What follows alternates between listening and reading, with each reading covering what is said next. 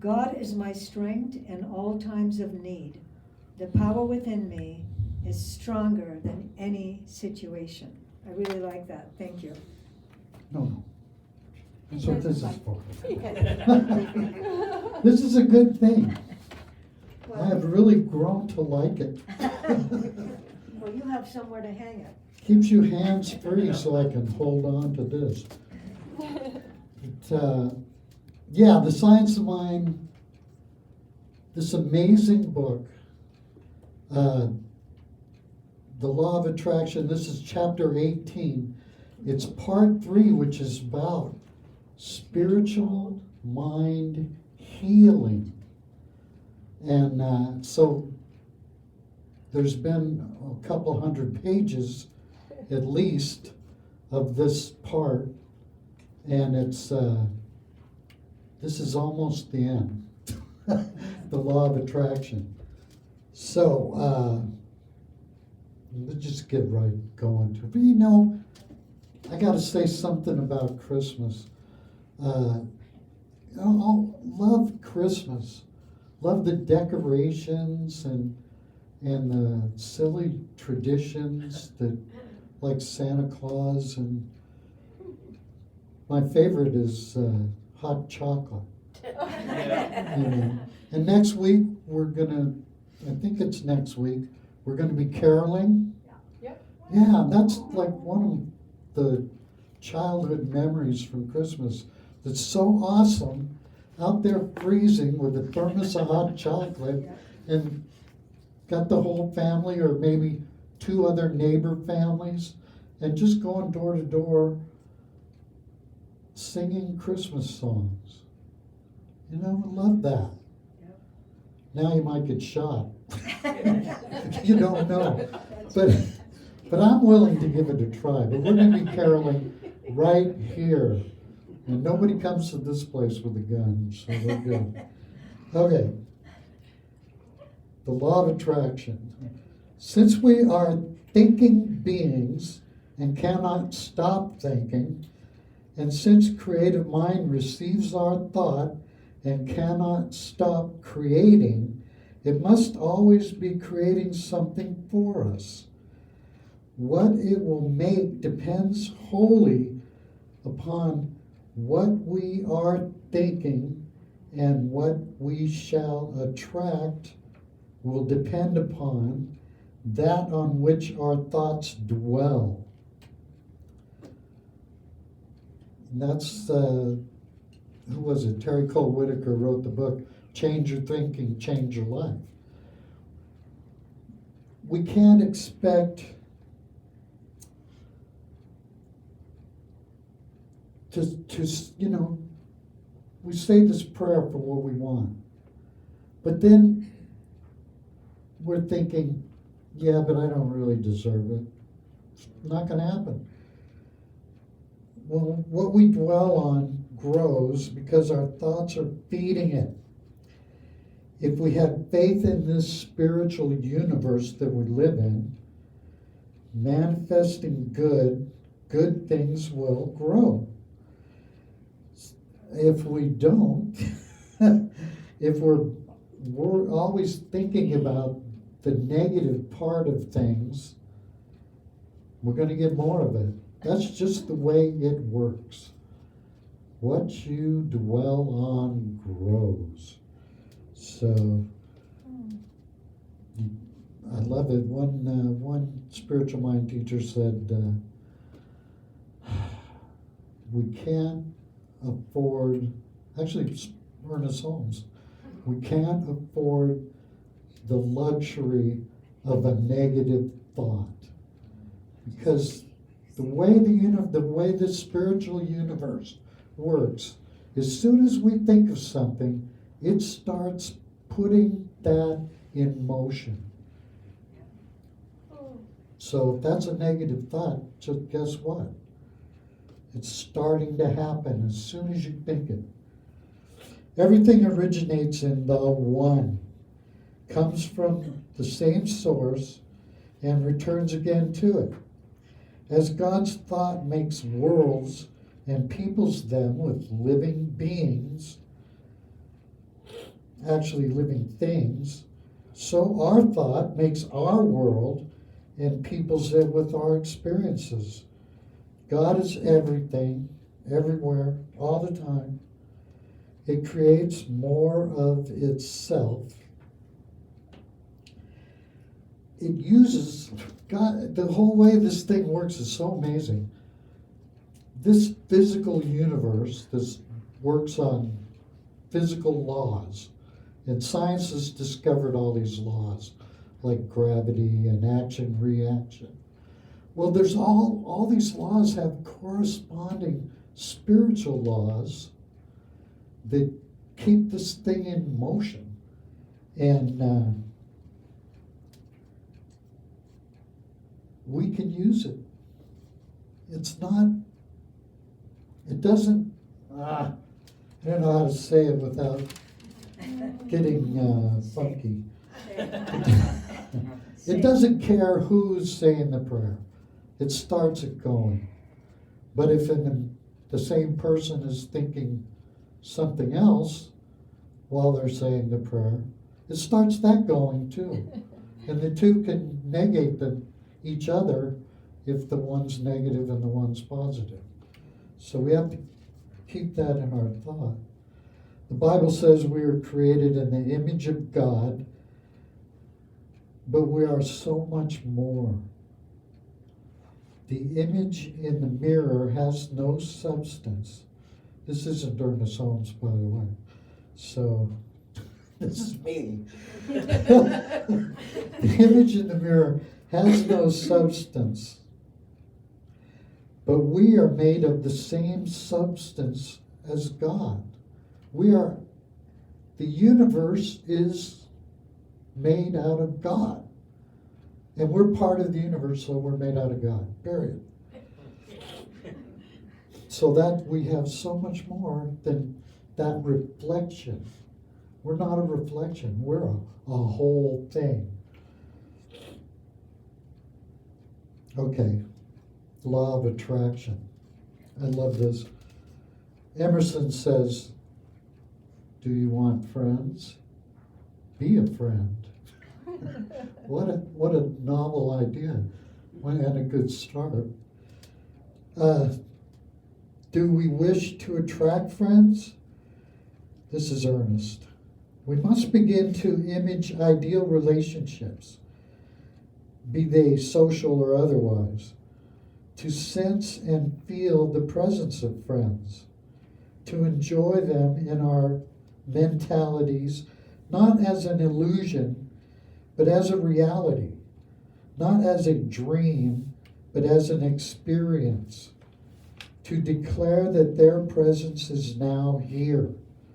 But we must never look to see if they are here, because this would imply doubt and would neutralize our word. You know, when we do this, we have to know it's going to happen. We have to know it's good, it's right. So, and if it's good for us and it's not hurting anyone else, it's good and it's right. And we all make mistakes. This is me again. Having made a few mistakes in my life, we all do, and friends make mistakes too. So friendship requires forgiveness. And I have relatives, I have cousins that wouldn't speak to each other for 10 years over something somebody said at a party. I mean, and everybody was drinking. So they probably didn't even mean it. But that was it. Oh my God. So much drama. I want love. That's the friendship. If it's not there, forget it. It's not going to happen. The one who has learned to love all people will find plenty of people who will return that love. Yeah, that's Ernest again. He's so much more evolved than I am. You know, all people, come on. But that's where it starts, you know. We can't pick and choose. We just have to love. And, oh well. So we're not perfect. That's where the forgiveness comes in. There is always more good, this is Ernest again. There is always more good than bad in people, and seeing the good tends to bring it forth. Love is the grandest healing and drawing power on earth. It is the very reason for our being. And that explains why people should have something or someone to love. It's not just a song. We all need someone to love. And we have to be a little tolerant sometimes. You don't have to, if somebody's being difficult to love, you don't have to hang out with them. You know, that nothing says they have to be in your presence. It just says you have to love them anyway. This is one of those quotes, the God of love cannot hear the prayer of the one who fails to love. I love Leanne's mom had one of those prayers where they were let them be someone else, somewhere else. You know, may their good be somewhere else. That was one of Ron Scott's. Those prayers are okay. They work. They're not negative. They're not saying anything bad about anybody. Yeah, we cannot afford to find fault, to hate, or even to hold in mind anything against any living soul.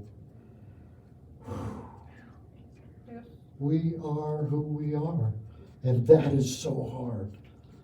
You know, people do things, and if you look at the news, you can be horrified every day at what people do.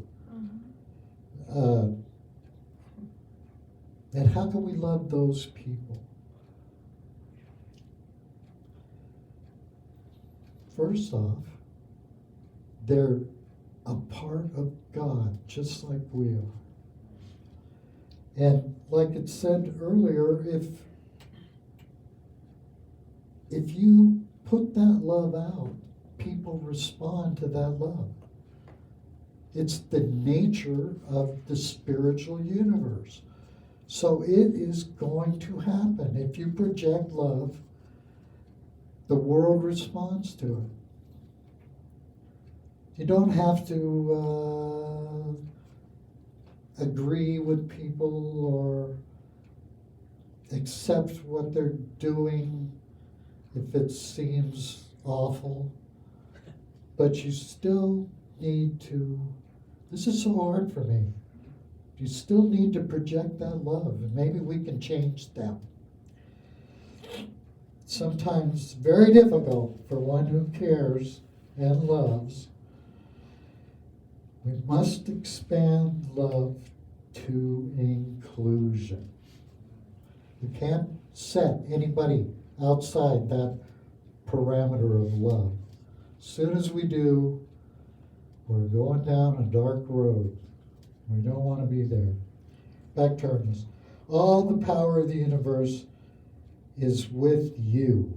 Feel it, know it, and then act as though it were true.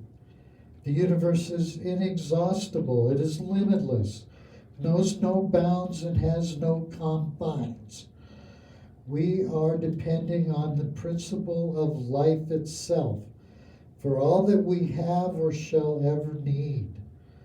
It is not some power or a great power. It is all power. All we have to do is believe, never wavering, no matter what happens. And Never forget that inclusion. Never forget that these people that you're praying for or about or whatever are parts of God just like each of us. A tall order, if that was me. Yeah, it's all easy to spout this stuff, but boy, when it comes to living it, oh yeah. But, you know, it pays off, it really does. My life, since I discovered this path, has been so much better. And I'm so much more able to, I don't want to say tolerate, but accept the world the way it is and just get on with being the loving, caring person that I need to be to get through it. Back to Ernest. Every idea is bound to produce an effect exactly like its cause. The science of mind, he likes to use the analogy of a planting a rose bush. And if you plant a rose bush, the whole universe works to make roses. Not lilies or lilacs, roses. That's what you get. If you plant love, that's what you're going to get. The responsibility of setting the law in motion is ours, but the responsibility in making it work is inherent in its own nature.